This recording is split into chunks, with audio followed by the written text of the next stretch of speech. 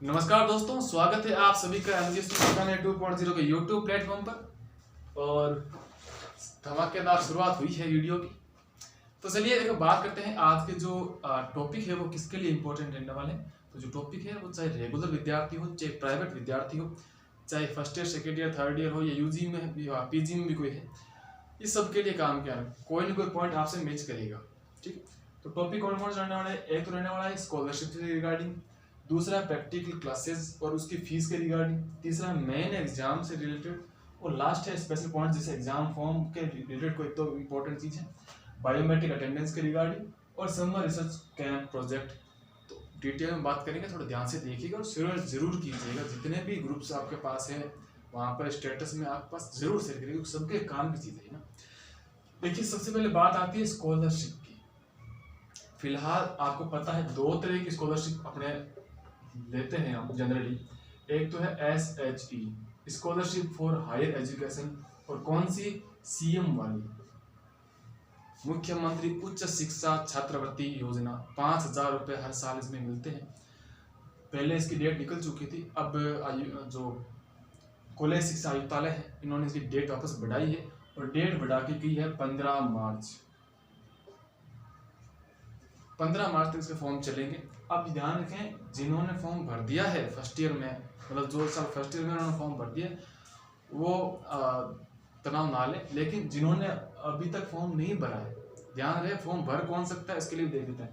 एक तो होना चाहिए वो कॉलेज में रेगुलर स्टूडेंट होना चाहिए, पहली शर्त ये है, कॉलेज में रेगुलर स्टूडेंट होना चाहिए। और दूसरा, उसके 12th क्लास में 60% से अबव मार्क्स होने चाहिए।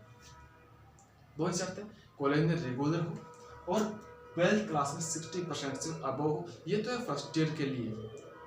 सेकेंड ईयर, थर्ड ईयर या यूजी पीजी लेवल के जो स्टूडेंट्स हैं उनके लिए क्या है, जैसे मान लीजिए कुछ सेकेंड ईयर या थर्ड ईयर में, उनके लिए शर्त ये है कि पहली बात उन्होंने पिछली क्लास में ये स्कॉलरशिप ली हो।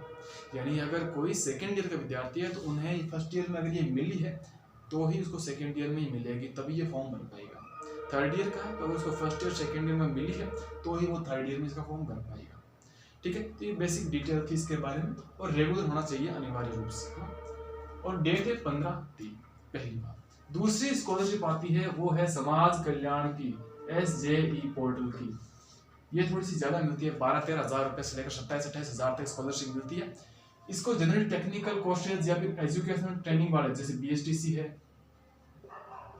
या BEd वाले, ये विद्यार्थी ज्यादातर इसको भरते हैं, तो देख लीजिएगा इसमें ठीक ठाक स्कॉलरशिप मिल जाती है। बट इसमें शर्त ये है कि या तो वो SC हो, ST हो, विधवा परित्यक्ता हो, या फिर अगर OBC में भी है तो BPL में हो, या श्रमिक डायरी, मजदूर डायरी जैसे पहले बनती थी। श्रमिक कार्ड नहीं, श्रमिक कार्ड तो हर कोई बना सकता है ऑनलाइन, मजदूर डायरी वो सब कुछ है। अगर विकलांग है तो वो ये भर पाएगा।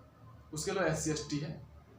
ठीक है, तो ये SJE समाज कल्याण वाली है। इसकी लास्ट डेट उन्होंने दी है 31 जनवरी। अब ध्यान रहे, जो ये स्कॉलरशिप का फॉर्म भरे वो कृपया करके कॉलेज में बायोमेट्रिक अटेंडेंस जरूर लगाएं, वरना आपकी स्कॉलरशिप रोक सकते हैं। कॉलेज में बायोमेट्रिक अटेंडेंस का सिस्टम हर कॉलेज में करा हुआ है, तो महीने में 1-2 बार जब भी जाओ कॉलेज तो बायोमेट्रिक अटेंडेंस लगा दें। उसके अलावा बात करते हैं प्रैक्टिकल क्लासेस के रिगार्डिंग, उसकी क्या सोच है।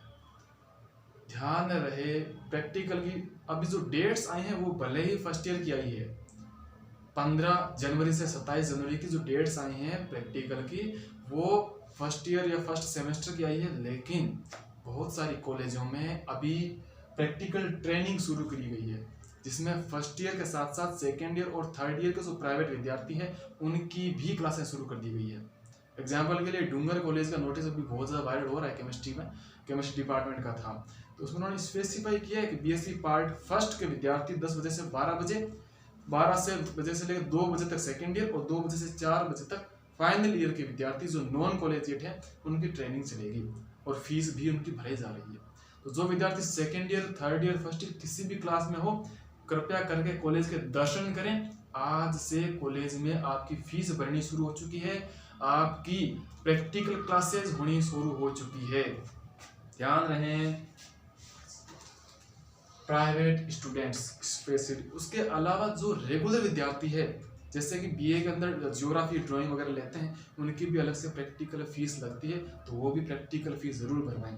उसके अलावा अगर आप रेगुलर विद्यार्थी हैं और आपने पूरे साल प्रैक्टिकल अटेंड नहीं किए हैं, तो भी आप टीचर से रिक्वेस्ट करके प्राइवेट बच्चों के साथ वो क्लासें अटेंड कर पाओगे। ध्यान रहे, इन क्लासों को अटेंड करना बहुत ज़्यादा ज़रूरी है, क्योंकि इसमें आपको सिखाया जाएगा, पूरा बताया जाएगा प्रैक्टिकल एग्जाम कैसे करना है, वरना एग्जाम के सेम दिन आपका हालत ख़राब होने वाली है। प्रैक्टिकल की प्रोसेस मैंने प्रीवियस वीडियो में बता रखी है डिटेल से, 18-19 मिनट का वीडियो पूरा देखिएगा, समझ जाओगे आराम से। तो प्रैक्टिकल क्लासेस में बता चुका हूँ, first year, second year, third year तीनों की है। एमएससी के बारे में सूचना कही जा रही है कि 28 जनवरी से 8 फरवरी के बीच कराएंगे, लेकिन अब पुख्ता नहीं कह सकता, ये किसी ग्रुप की तरफ चलाई जा रही है, पक्का नोटिस नहीं है। लेकिन जो यूजी के विद्यार्थी वो अलर्ट हो जाएं, अब अगर लापरवाही करते हो तो उसके जिम्मेदार आप स्वयं होंगे। तीसरी चीज है मेन एग्जाम। ध्यान रहे, जैसे ही प्रैक्टिकल एग्जाम खत्म होते हैं, आपको 2-3 दिनों के अंदर अंदर आपको एडमिट कार्ड मिल जाएगा। आपका टाइम टेबल तो उससे पहले आ जाएगा। यानी कि कुल मिलाकर बात यह है कि फरवरी मंथ के अंदर आपका किसका फर्स्ट सेमेस्टर का थ्योरी एग्जाम या मेन एग्जाम शुरू हर हाल में हो जाएगी, और एमएससी का जो थर्ड सेमेस्टर और फर्स्ट सेमेस्टर है उनकी भी पूरी कोशिश है कि फरवरी में ही शुरू करवाए जाए। आपको पता होगा एमए फर्स्ट ईयर के अंदर ये प्रीवियस के अंदर सेमेस्टर सिस्टम इस बार से नहीं है, अगले साल से, तो वो बच्चे तनाव ना लें, ठीक है। फिर बात आती है स्पेशल पॉइंट्स।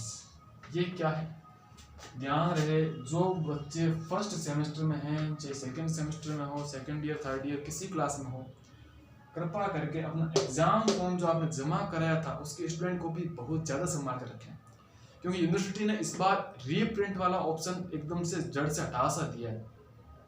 क्यों? क्योंकि बहुत सारे बच्चे रजिस्ट्रेशन नंबर भूल जाते हैं, अपने मोबाइल पे एसएमएस आता है, वो डिलीट हो जाता है उनका। अभी 2-3 केस मेरे पास आए थे, रिक्वेस्ट भी की गई थी यूनिवर्सिटी ओर से, कुछ फॉरगॉट रजिस्ट्रेशन नंबर का ऑप्शन डालो, लेकिन नहीं डाला हुआ है, तो खुद परेशान होंगे, उनको कोई फर्क नहीं पड़ने वाला।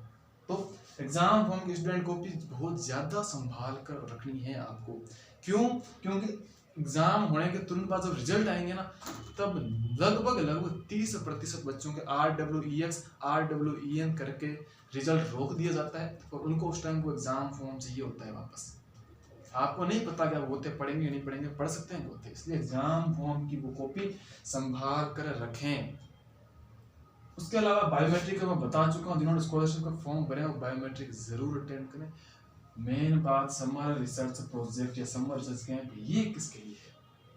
ये उन विद्यार्थियों के लिए है जिन्हें इंस्पायर स्कॉलरशिप मिल रही है, चाहे फर्स्ट ईयर में हो, सेकेंड ईयर में हो, थर्ड ईयर में हो। जिनको ये मिल रही है उनको पता होगा कि उनको 80,000 जो स्कॉलरशिप मिलने वाली है वो 2 सेक्शन में है, 60,000 और 20,000, और इस 20,000 के लिए उन्हें करना पड़ता है समर रिसर्च प्रोजेक्ट। ध्यान रहे, जैसे ही आपके एग्जाम खत्म हो फरवरी लास्ट तक, आपको अपनी कॉलेज के अलावा उसी सिटी के किसी दूसरी कॉलेज से जो प्रोफेसर वगैरह है, या फिर कहीं से बाहर जगह से भी आप कर सकते हो, लेकिन आपकी कॉलेज नहीं होनी चाहिए, वहाँ से किसी प्रोफेसर के अंडर रिसर्च कैंप में आप हिस्सा लो, ताकि आपको ये 20,000 की स्कॉलरशिप मिल जाए, कुछ बहुत कुछ सीखने को भी आपको मिले। ठीक है, मेरे ख्याल से पॉइंट्स जो है मैंने फटाफट से 2-3 मिनट में क्लियर कर दिया हूँ। इस वीडियो को जरूर शेयर करें, क्योंकि बहुत सारे स्टूडेंट अभी भी सो रहे हैं, उनको जगाने का दायित्व अब आपका है। ठीक है।